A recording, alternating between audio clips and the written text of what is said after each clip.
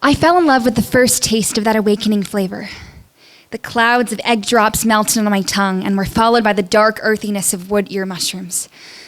I thought I was drinking liquid amber, bright with acidity and warm with the red kiss of chilies. My father then told me it was called hot and sour soup.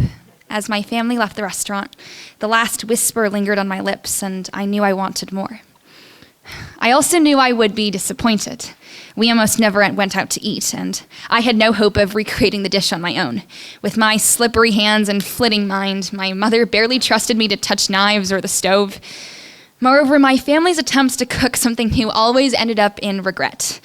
I remember the linguine swimming in red foam, a dish we called spaghetti, and the separated curry floating on an island of oil. Because my mother's rule was that nothing could go to waste, I also remember those foods feeling thick in my throat as I swallowed without chewing. There was a reason why we settled for an empirical formula of rice and stir-fried vegetables, and I willed myself to turn thoughts of the soup away.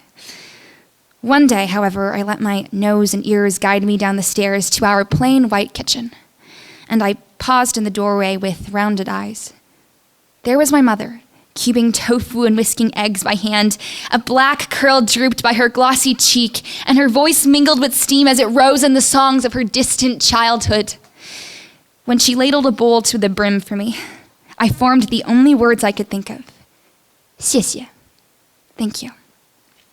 My mother began making the soup with astonishing frequency, and not believing in written recipes or measuring out her ingredients, her creations varied every time. Sometimes sesame oil would come out and form golden bubbles. Other times the gentle sweetness of carrots was what sang. She teased that she would never have to cook that soup again if I drank it too often and tired of it.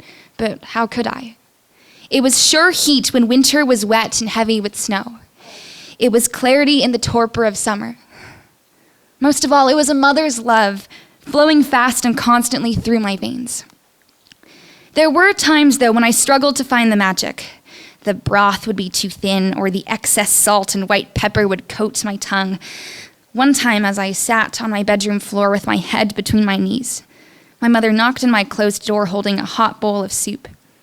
However, her hand must have slipped while she was pouring the vinegar, as the soup pinched my throat and made me wince. As I coughed, she offered to get me a glass of water, but I merely shook my head. She then pursed her lips and turned away. That night, she sat down alone with a bowl of the soup before I wordlessly joined her. Her red-rimmed gaze met mine, and I wondered, why do we pursue love when it doesn't taste sweet? Neither of us could find the words to answer, so we let them fall away instead. We simply filled the silence with the clattering of spoons and sips of a four-letter word I was only beginning to understand.